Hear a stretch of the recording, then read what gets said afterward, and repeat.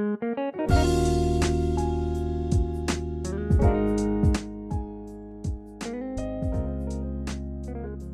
Bapak Ibu, kita lanjutkan ke sesi berikutnya. Yang selanjutnya adalah Prof. Suyanto.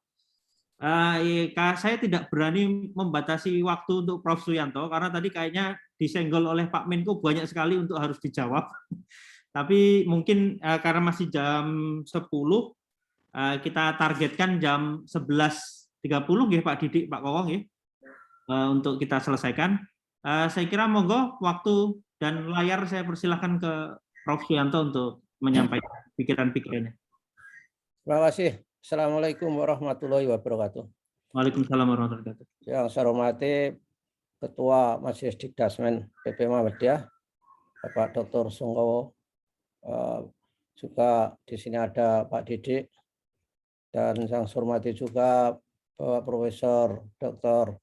Moali yang juga sudah bersama kita. Terima kasih saya diajak ini walaupun tarik-menarik soal waktu dengan Pak Didik ketika menghubungi saya tentu suka diajak menyiapkan masukan untuk Undang-Undang Sidiknas karena saya punya ikatan emosional dengan Undang-Undang Sidiknas. Mengapa begitu? Karena undang-undang itu dulu ketika draftnya disiapkan oleh pemerintah, saya adalah ketua dari yang menyiapkan draft itu, ketua timnya yang disebut dengan tim reformasi pendidikan. Jadi zaman Pak Yahya Muhaimin saya diminta, jadi komite reformasi pendidikan namanya. Dan setelah dalam perjalanannya Pak Yahya diganti Pak Malik, lalu disahkan pada zaman Pak Malik. Sehingga saya memiliki memori bagaimana ketika kami di demo di daerah-daerah ketika bersosialisasi. Baiklah, itu bagian lampau, tapi saya termasuk orang yang harus paham masa lampau, tidak saja masa depan, karena memahami hanya masa depan, tidak paham masa lampau itu bisa sesat di jalan. Nah, saya kira saya akan share beberapa pointers supaya bisa jadi pegangan kita semua. Ya, kita kali ini kan membicarakan persoalan filosofis ya, landasan filosofis pendidikan masa depan kita. Nah, seperti digambarkan Pak Menko tadi, masa depan kita itu adalah terbentang banyak peluang dan tantangan. Sehingga secara filosofis pendidikan ini harus diperlakukan dalam undang-undang nanti adalah pendidikan itu harus sebagai investasi peradaban. Tentu peradabannya adalah digait oleh Pancasila. Karena itu Pancasila, maka hal-hal yang terkait dengan muatan-muatan ketuhanan dan sebagainya tidak boleh dihilangkan. Itu dulu yang paling krusial itu pasal 3. Pasal 3 itu dulunya terdiri dari 2 pasal. Harusnya 2 dan 3 karena itu dibuatkan fungsi dan tujuan. Tapi pasal 3 itu paling menyita sekali. Banyak pro kontra dan terseret dalam politik dan juga ya golongan lah, kelompok, sehingga menyita waktu banyak sekali. Karena itu maka ketika pleno MPR, DPR, maaf, ketika pleno DPR itu maka solusinya sebetulnya nggak ada perubahan, hanya dijadikan 1 pasal tujuan. Tadinya ada fungsi dan tujuan. Karena ada yang pro dan kontra, jadi maka kita tertunda sesaat untuk itu dan bahkan sempat mengumpulkan opini-opini melalui SMS dan sebagainya pada zaman saya membuat draft itu. Nah, oleh karenanya persoalan iman takwa ini harus dipertahankan. Jadi kuncinya pasal 3 itu harus masih relevan menurut saya. Dan kita tahu bahwa seperti Pak Menko tadi katakan bahwa banyak hal yang janggal ketika dilaksanakan. Memang undang-undang itu hanya baik pada zamannya. Ketika zamannya berlalu, memang harus kita lihat kembali. Setelah zamannya disahkan, undang-undang itu selalu punya penyakit, semua undang-undang, yaitu penyakit bawaan. Penyakit bawaan undang-undang itu apa? Setelah disahkan, itu adalah memiliki multi interpretasi. Seperti pembubaran BSNP aja itu pro kontra. Ada juga yang mengatakan bahwa BSNP dibubarkan nggak masalah, katanya. Ada yang mengatakan masalah, padahal undang-undangnya sama. Nah, ini karena ini tergantung dari literasi dari pejabat atau pemimpin, bagaimana cara menafsirkan itu sehingga kontroversial itu bisa dihindari. Yang kedua, pendidikan itu harus menjamin terjadinya proses perubahan diri menjadi insan yang mandiri, yang kreatif, yang kritis, inovatif, dan adaptif. Sehingga ini dalam rumusan yang pendek, maka Undang-Undang Sikdiknas itu harus ada menjamin adanya cognitive flexibility. Sehingga ini implikasinya pada kurikulum, pada pembelajaran, ini harus diperhatikan. Bagaimana nilai-nilai, bagaimana keterampilan-keterampilan seperti kemandirian, kemudian kreativitas, berpikir kritis, inovatif, dan adaptif, ini menjadi bagian penting ketika kita merumuskan kurikulum dan juga proses pembelajaran nanti. Nah, apalagi kita untuk mewujudkan ini, melawan kultur kita. Ekologi pendidikan kita kan tidak semuanya mulus, semua baik. Karena kultur di rumah itu sebetulnya adalah membuat bagaimana pendidikan itu memproses peserta didik di sekolah itu menjadi lebih baik, lebih mudah atau tidak. Kultur-kultur di rumah kita untuk anak-anak kita itu nggak ada yang mandiri. Jadi karena dinilai-bubukkan oleh kultur rumah di mana anak-anak itu tidak bisa mandiri sesuai dengan usia kronologisnya. Bahkan anak-anak sampai kelas 2 aja nggak bisa makan sendiri banyak sekali. Jadi karena kultur kita selalu begitu. Di negara maju tidak ada anak umur 4 tahun sudah rata-rata bisa makan sendiri. Harusnya kan kalau nggak bisa makan biarkan saja. Kalau lapar nanti kan juga makan juga. Nah, oleh karenanya saya kira keadaan seperti itu harus diterjemahkan ke dalam sistem pendidikan yang dijamin dalam undang-undang itu. Yang berikut secara filosofis, nah pendidikan ini merupakan transformasi nilai-nilai universal berbangsa dan bernegara. Jadi persoalan-persoalan religiositas, toleransi, kejujuran, disiplin, gotong royong, dan sebagainya itu harus termaktub dalam pasal-pasal yang ada di dalam perbaikan Undang-Undang Sikdiknas nanti. Karena religiositas, maka pasal 3 masih relevan.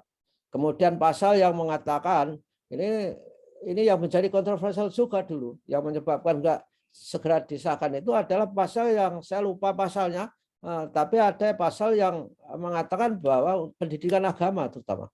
Pendidikan agama itu dikatakan di dalam pasal itu harus diberikan kepada orang yang beragama sama dengan peserta didik. Nah, itu yang menjadi persoalan besar. Sehingga ini perlu dilihat dan itu masih relevan ketika kita harus mendasari filosofinya bahwa Undang-Undang Sikdiknas itu harus menjadi instrumen untuk bisa sektor pendidikan mentransformasi nilai-nilai universal berbangsa dan bernegara. Tentu saja itu dasarnya Pancasila tadi. Kalau dasar Pancasila, saya kira bahwa religiositas itu tentu harus menjadi highlight. Kemudian toleransi, ya, kemudian jujur, disiplin, gotong royong, dan juga misalnya keadilan dan sebagainya. Di Amerika kalau saudara tahu bahwa pendidikan karakter itu di sana dicatatkan sangat jelas ada 6 pilarnya itu salah satunya itu adalah fairness. Jadi anak-anak itu sudah diajari persoalan-persoalan keadilan supaya dia ketika memiliki posisi tertentu bisa berbuat adil dan dengan demikian mereka bisa menciptakan masyarakat yang adil dan makmur, bukan ketika menjadi posisi tertentu mengambil kebijakan publik maka keputusannya itu tidak memperhatikan keadilan, tidak memperhatikan aspirasi masyarakat yang sedang tumbuh. Nah, berikutnya adalah ini gimana caranya? Sebentar, saya cari supaya tidak tenggelam. Nah, ya udahlah, nggak apa-apa. Ini adalah hasil kerja dari BSNP sebenarnya. Ini Prof. Ali juga ada di sini. Jadi apa yang terjadi di situ adalah kita ini ketika merencanakan sebuah pendidikan, maka kompetensinya itu harus kita perhatikan. Ada yang disebut dengan kompetensi dasar. Kompetensi dasar. Apa saja itu yang menjadikan kompetensi dasar itu? Ialah kompetensi dasar itu terdiri dari kompetensi keberagamaan. Ini ada pada dokumen BSNP yang sudah barusan bubarkan itu, ada buku yang disebut AK45, Arah Kompetensi Generasi Indonesia menuju 2045, gitu kira-kira bunyinya. Nanti kalau perlu saya share ke Majelis Dikdasmen, dan di situ banyak berbagai pendekatan pendidikan sistem di mana kita mengantarkan generasi kita menuju 2045. Tapi singkatnya di sini, ketika kita mempunyai kompetensi dasar dan kompetensi holistik, adalah bahwa terdiri dari kompetensi keberagamaan untuk kompetensi dasar. Saya kira itu sudah tidak bisa dibantah lagi. Tapi kehidupan keberagamaan ini harus diatur yang begitu baik supaya saling hormat, saling tidak bertentangan, bermusuhan, sehingga kita menjadi masyarakat yang produktif. Kemudian kompetensi kewarganegaraan. Ini tentu saja kita penting itu untuk diwujudkan dalam proses pendidikan kita agar kita bisa membangun warga negara yang memang good and responsible. Kata responsible citizen. Orang-orang di Amerika itu bilangnya begitu. Jadi good and responsible citizen. Tentu saja kita mempunyai rumusan-rumusan sendiri. Bagaimana warga negara yang baik menurut kriteria moral kita. Bagaimana warga negara yang bertanggung jawab. Ini kan menjadi penting karena kita hidup di era global sekarang ini, perlu kompetensi kewarganegaraan itu. Karena perubahannya luar biasa, lingkungan menjadi semakin rusak dan sebagainya, ini perlu diadopsi ke dalam tata kelola pendidikan kita. Kemudian ada literasi ilmu pengetahuan, teknologi, seni, dan bahasa. Ini seiring dengan arahan Pak Menko tadi, bahwa anak-anak kita terutama di Muhammadiyah, maka jamnya harus ditambah ketika mereka memang harus mempelajari keagamaan dan bidang-bidang ilmu umum, di mana tadi mengatakan bahwa tidak semuanya harus belajar ilmu keagamaan. Tidak semuanya. Kalau semua belajar ilmu keagamaan, lalu siapa yang belajar pengetahuan teknologi, seni, dan bahasa ini? Nah, oleh karenanya saya kira ini menjadi perhatian sebagai kompetensi dasar yang harus dibekalkan kepada para siswa kita. Lalu kompetensi digital, ini tentu saja ini sudah menjadi zaman kita di revolusi industri 4.0, sehingga ke depan ini juga akan menjadi tulang punggung dari sebuah gerakan atau sebuah entitas di dalam masyarakat kita. Tidak bisa orang tidak memiliki literasi di dalam dunia digital, revolusi digital ini. Apa-apa sekarang di dunia digital itu luar biasa karena semuanya itu bisa ditaruh di internet yang itu diakses secara digital. Yang itu merupakan ciri khas dari revolusi industri 4.0, yaitu IoT, Internet of Things. Kemudian ada kompetensi belajar untuk belajar. Ini yang penting ketika kita di era digital itu, kita tidak layak memberikan sebuah pengetahuan yang syarat dengan memori, dengan daya ingat, dan sebagainya. Yang penting adalah bagaimana anak didik kita bisa mencari sebuah informasi ketika dia mengalami kebuntuan dalam pengetahuan. Sehingga yang penting itu adalah kompetensi belajar untuk belajar. Learning how to learn. Bahkan yang lebih teknis lagi, tidak saja learning how to learn, tetapi learning how to unlearn. Untuk membuang hasil belajar yang tidak relevan. Itu juga sangat penting untuk kompetensi dasar pendidikan kita. Kemudian ada kompetensi holistik. terintegrasi. Jadi apa saja itu, yaitu kompetensi untuk hidup, kompetensi untuk kehidupan, kompetensi untuk penghidupan. Kompetensi untuk hidup itu artinya bahwa semua anak didik kita itu harus diatur supaya ketika keluar dari pendidikannya, karena ini dasarnya filosofis, maka dia harus bisa memiliki cara hidup yang baik, cara hidup yang sehat, hidup yang kreatif, hidup yang produktif. Itu adalah kompetensi untuk hidup. Kemudian disusul kemudian kompetensi untuk kehidupan. Maka dia harus berkomitmen terhadap kehidupan yang ada di dalam masyarakat.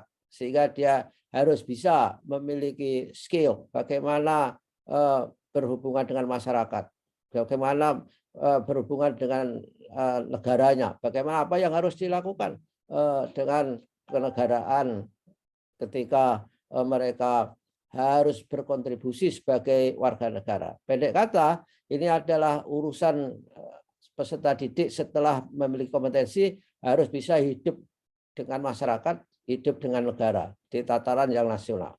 Kemudian berikutnya adalah kompetensi untuk penghidupan. Kompetensi untuk penghidupan ini tidak boleh ada. Ini kalau sampai terjadi pengangguran tadi akibat lack dari disparitas dari tenaga kerja dan lapangan kerja, maka kita perlu memiliki kompetensi untuk penghidupan ini. Jadi kompetensi untuk penghidupan itu adalah kita mempersiapkan anak-anak kita untuk bisa memiliki penghidupan, memiliki pekerjaan, memiliki keterampilan, memiliki keahlian sehingga dia memiliki penghidupan yang baik. Nah, saya kira slide terakhir saya miliki ini adalah oleh karena itu arsitektur kualitas dalam Undang-Undang Sidiknas itu memang harus benar-benar dibangun kalau filosofinya seperti saya jelaskan di depan tadi. Maka apa bangunan Undang Sidiknas yang akan datang itu? Maka harus berbasis standar tetap. Karena ini ada gerakan bahwa pendidikan itu nggak usah pakai standar. Kalau pendidikan nggak usah pakai standar, lalu bagaimana kita mengukur pencapaiannya? Bagaimana kita melihat seseorang sudah mencapai tujuan belajarnya? Saya kira sulit. Bagaimana kita mengevaluasi dan membuat assessment? Itu sulit. Sehingga di BSNP sebetulnya di tim kami yang juga ada Profesor Ali juga sebagai tim ahlinya, saya PIC-nya, person in charge, saya bertanggung jawab, dan Pak Didik juga ada di situ. Maka kita membuat standar yang multi level, sehingga dirumuskan standar itu nanti ada afirmatif, fungsional, dan instrumental. Dengan cara seperti ini maka pendidikan itu akan lebih fair, tidak satu standar tapi one size fit for all seperti kaos kaki itu. Kalau satu standar saja, saya kira kita akan tersesat atau kecewa ketika melihat di daerah tertentu. Di daerah tertentu kan di daerah timur-timur sana itu, apa yang menjadi juara di sana itu ternyata baru merupakan nilai yang terjelek di DIY atau di DKI, misalkan saja. Ini karena standarnya tunggal.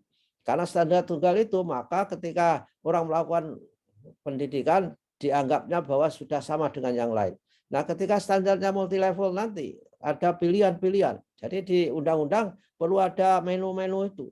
Di Undang-Undang Sidiknas ada pilihan standar yang mana? Standar yang paling bawah ini afirmatif. Itu adalah standar untuk menuju ke fungsional. Nah, yang fungsional itu merupakan standar yang seperti saat ini ketika kita menggunakan tunggal saat ini. Ini fungsional. Nah, yang fungsional itu tentu saja tidak saja selamanya di situ. Lalu bisa naik ke atasnya yang instrumental. Sejak saya di kantor dulu sebetulnya memikirkan bahwa sekolah-sekolah yang baik itu seharusnya bisa ke standar tidak minimal. Nah, standar kita sekarang ini pengertiannya kan apa? Kriteria minimal untuk segala hal. Apakah itu di standar kompetensi, standar isi dan sebagainya, itu kriteria minimal. Artinya daerah sekolah itu bisa mengajarkan, bisa memberi muatan yang di atas minimal. Tapi kenyataannya kan tidak ada. Dulu saya sebenarnya ingin mendorong itu. Jadi sekolah-sekolah yang tua-tua biasanya diberi label 1, 2 atau sekolah swasta yang bagus harusnya berani berada pada standar instrumental. Oleh karenanya undang-undang nanti perlu ada sistem insentif untuk mendorong sekolah-sekolah itu berada di atas standar. Kalau demikian keadaannya, maka kita akan menjadi lebih mudah untuk menyediakan SDM yang lebih baik. Nah, yang berikutnya, karena ke depan itu adalah otonomi semakin menjadi highlight, maka school based management itu masih relevan menurut saya. Jadi otonomi satuan pendidikan terutama itu sangat penting. Ketika orang diberi otonomi itu hanya memungkinkan untuk bisa berinovasi, bisa membuat program yang kreatif dan inovatif. Kalau tanpa otonomi, kalau segalanya itu ditentukan dari pusat, ini mematikan inovasi dan kreativitas itu sendiri. Nah, yang ketiga, financing yang memberdayakan. Jadi perlu ada formula based financing. Sejak zaman saya dulu tidak bisa merumuskan itu. Karena sebetulnya kenapa nggak bisa? Karena duitnya nggak ada, dirumuskan apapun. Jadi adanya seperti itu. Ini implikasinya ketika financing yang memberdayakan ini, maka pendanaan pendidikan itu yang memang harus jelas seperti yang dikatakan Pak Menko tadi. Digunakan oleh siapa, bagaimana caranya, ketika ke daerah dipastikan bahwa itu juga untuk pendidikan. Tapi kenyataannya kan tidak seperti itu. Sehingga ketika dana perimbangan ke daerah itu dulu zaman Menteri masih Pak No segala macam itu akan diurus daerah itu untuk apa? Enggak berani. Jadi pendidikan itu sebenarnya seperti apa pembiayaannya itu enggak jelas. Sehingga nanti di pasal pendanaan ini harus jelas siapa melakukan apa dan sebagainya. Saat sekarang ini Pemda itu enggak ngapa-ngapain aja, itu sudah memenuhi pasal bahwa harus menyediakan 20% dari APBD karena uangnya dari pusat, dana perimbangan daerah itu tadi ibaratnya hanya dari kantong kiri pindah kantong kanan. Yang berikutnya, maka infrastrukturnya itu harus fungsional. Nah, karena infrastruktur kita itu kan balap-balapan saja itu. Seperti yang kali ini rusak, besok rusak berat diperbaiki menjadi baik, yang sudah baik-baik itu juga rusak ringan menjadi rusak berat. Siklusnya begitu saja. Oleh karenanya, infrastruktur ini supaya lebih fungsional harus ada sistem. Siapa yang harus bertanggung jawab kepada infrastruktur itu. Nah, selama ini ketika ada anak-anak melewati jembatan seperti Indiana Jones atau apa, itu yang diureng-ureng itu selalu dirjennya itu dulu. Bagaimana sekolah seperti ini? Padahal itu kan bukan urusan pusat itu, karena urusan daerah. Nah, masyarakat maunya bahwa segala-galanya itu adalah masih dari pusat. Lalu guru dan teknik harus profesional. Saya juga setuju ketika guru itu dipusatkan. Tapi ini dulu kan sudah ada simulasi ya, kecil-kecilan itu. Ketika Pak Didik masih sekjen dulu, saya kelihatannya pernah diundang itu untuk apa paling tidak bagaimana membuat guru itu tidak sangat terkonsentrasi di daerah. Tetapi proponen otonomi daerah itu marah besar itu, nggak bisa. Jadi kalau sudah didesentralisasikan, itu disentralisasikan juga tidak bisa. Kalau tidak bisa karena resistensi itu alasannya kalau pusat melakukan penyelewengan itu satu titik saja itu luar biasa. Kalau daerah bertitik-titik pun kalau dijumlah belum ada yang penyelewengannya itu sebesar pusat dalam satu titik itu. Oleh karenanya saya kira guru dan tendik ini harus ada mekanisme antara urusan yang konkuren seperti yang dikatakan Pak Menko tadi diperjelas siapa tanggung jawab itu. Pasalnya dijelaskan supaya tidak ada multitafsir.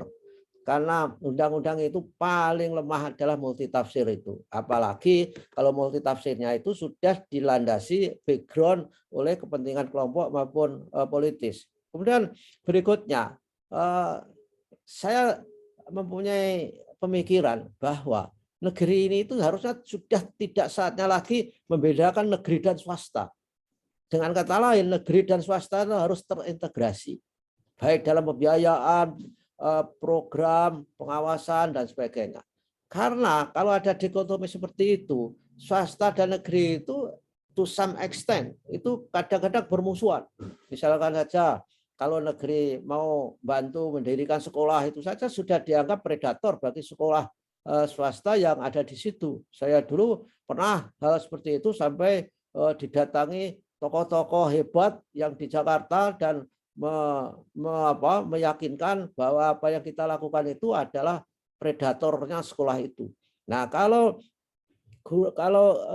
negeri dan swasta terintegrasi, itu saya kira itulah konsep pendidikan nasional kita.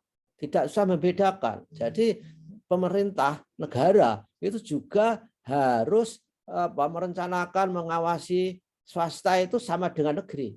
Intinya negeri dan swasta itu pokoknya ya pendidikan nasional. Dari sisi aspek apapun harus menjadi tanggung jawab negara. Enggak tanggung jawab negara baik dalam perencanaan, pengawasan dan sebagainya. Dengan cara begitu maka kualitas pendidikan itu akan menjadi lebih gampang ditegakkan. Kemudian yang berikutnya dari PowerPoint saya ini adalah satuan pendidikan unggulan berbarengan dengan yang standar dan non standar. Kita perlu menghidupkan lagi pasal 53 yang dibubarkan MK dulu itu, yaitu tentang seperti pada waktu dulu implementasinya adalah RSPI, itu undang-undang. Tapi karena ada gerakan yang luar biasa, pemerintah kalah karena pemerintah nggak punya media dan sebagainya. Setelah kalah, sekarang kita kan masgul sendiri. RSPI dibubarkan, tetapi sekarang muncul satuan pendidikan kerjasama yang itu lebih sulit diatur dan lebih liar daripada RSPI. RSPI itu bukan program liar. Yang dipersoalkan adalah egalitariannya, katanya mahal. Padahal yang mahal itu hanya daerah tertentu saja. RSPI itu gratis di mana-mana. Sehingga putusan MK itu kalau kita melihat, jadi saudara kalau mau simulasi sistem pendidikan Sisdiknas yang akan datang, lihat yang dissenting opinion dari Ahmad Sodiki dari Malang itu luar biasa itu.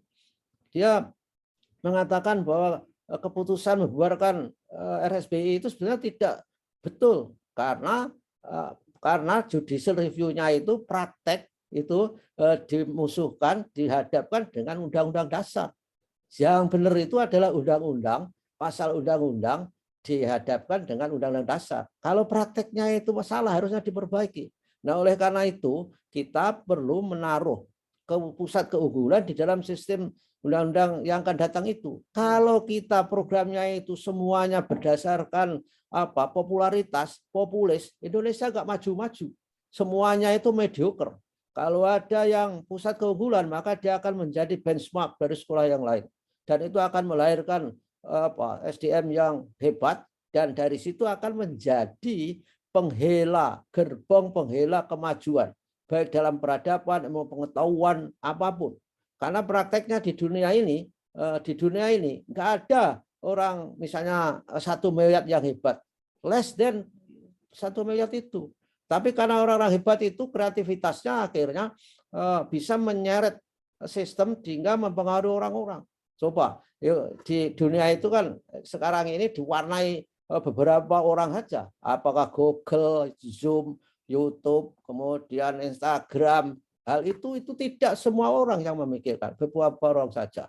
Juga di Indonesia nyatanya begitu. Di Indonesia yang menguasai perekonomian, menguasai kekuasaan hanya beberapa orang saja. Oleh karena itu harus ada pusat unggulan dalam bidang pendidikan supaya melahirkan orang-orang hebat yang lebih banyak daripada programnya itu populis tapi yang hebat itu tidak lahir-lahir karena semuanya berdasarkan yang populis itu tadi, seolah-olah mengekang orang-orang yang unggul itu tidak diberi kesempatan yang seluas-luasnya. Sehingga saya masih semangat itu untuk dihidupkan pusat keunggulan sekolah-sekolah itu. Dan itulah sebabnya saya dan Pak Didi kan menerbitkan buku. Biarpun biar RSBI bubar, tapi virusnya harus menyebar. Kalau saudara menemukan buku itu adalah karena hubungan emosional kita dengan pasal 53 Undang-Undang Sidiknas yang dicabut oleh MK itu. Nah, berikutnya adalah ekologi pendidikan yang memberdayakan. Jadi di Undang-Undang Sidiknas itu harus mulai memikirkan ekologi pendidikan secara real di era digital. Jadi saudara-saudara tahu bahwa dunia medsos itu tidak hadir negara di situ. Padahal itu menjadi predator dari pendidikan karakter. Anda tahu bahwa misalkan di media sosial itu konten-kontennya itu sangat tidak mendidik, itu banyak sekali. Dan ketika dipublish dalam waktu 5 hari itu, bahkan sebulan, itu yang nonton 5 juta orang, bahkan 10 juta, ada yang 25 juta. Dari penonton itu, saya yakin bahwa anak-anak Muhammadiyah juga ada di situ. Oleh karenanya ekologi ini harus dibangun sebaik mungkin untuk mendukung program pendidikan kita. Coba lihat di konten-konten media sosial itu. Karena saking gampangnya media sosial itu untuk mempublish apa saja. Lain dengan seperti media mainstream, misalnya koran TV itu masih ada hierarkinya. Ada pemretnya, ada penyuntingnya, ada macam-macam. Kalau di media sosial, Anda bikin, dipublish apapun isinya, oke. Oleh karenanya saya kira harus ada semacam badan pengawasan. Film aja ada badan sensornya. Televisi juga ada komisi penyiaran. Kenapa di dunia medsos itu tidak ada? Ini harus menjadi perhatian. Dan dunia medsos itu akan menjadi primadona ke depan. Karena prinsip orang mencari pengetahuan ke depan harus mempunyai prinsip yang ke-9 ini. Yang ke-9 ini maka PJJ ini harus diatur yang sebaik mungkin di Sisdiknas yang akan datang. Karena PJJ itu akan jadi tulang punggung. Jadi ketika COVID-19 usai, kita tidak bisa kembali lagi. Harus ada new normal. Dan ini pendidikan melalui PJJ ini adalah unggulannya. Tidak saja karena alasan kewilayahan, tapi memang pendidikan ke depan dengan PJJ yang memiliki learning management system. Pendidikan yang baik itu ke depan harus fleksibel, terintegrasi, dan terindividualisasi atau personalized. Sehingga dengan demikian orang-orang itu bisa belajar apa saja. Caranya terserah mereka. Lalu di mana saja. Sehingga belajar tidak harus pakai pakaian rapi, bisa juga pakai singlet dari kamarnya karena ada instrumen, ada modalitas pembelajaran yang memang itu tidak harus dilakukan dan dilaksanakan seperti pembelajaran saat ini di sekolah-sekolah itu. Tahun 2035 saya kira sekolah ini sudah beda fungsi dan beda cara melakukan pendidikan. Ini harus kita pikirkan benar. Jadi sekolah-sekolah yang membangun gedung jor-joran itu tahun 2035 sudah semakin sedikit gedungnya itu. Sudah harus mikir, harus sedikit-sedikit digunakan untuk hotel dan sebagainya kali. Karena akibat adanya IoT, adanya cloud computing, adanya machine learning, adanya artificial intelligence akan mengubah praktek-praktek pendidikan kita. Hingga pendidikan jarak jauh itu akan menjadi primadona. Pendidikan jarak jauh tidak sama dengan belajar jarak jauh. Jadi yang sekarang daring itu diartikan PJJ. Padahal daring itu adalah salah satu bagian dari proses pendidikan jarak jauh sebetulnya. Tapi orang mengatakan bahwa kita sedang melakukan PJJ. Itu yang dimaksud PJJ seharusnya yang seperti dihasilkan oleh standarnya oleh BSNP. BSNP juga sudah punya, tapi tidak standarnya punya, tapi tidak pernah digunakan dan tidak pernah disahkan karenanya kita akhirnya nggak tahu PJJ yang benar seperti apa standarnya.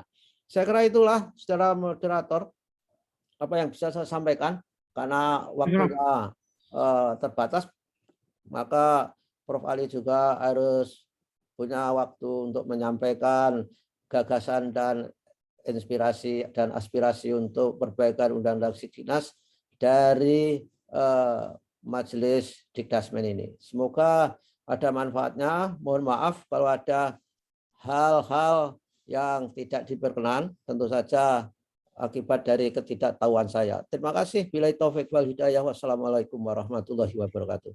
Waalaikumsalam warahmatullahi wabarakatuh.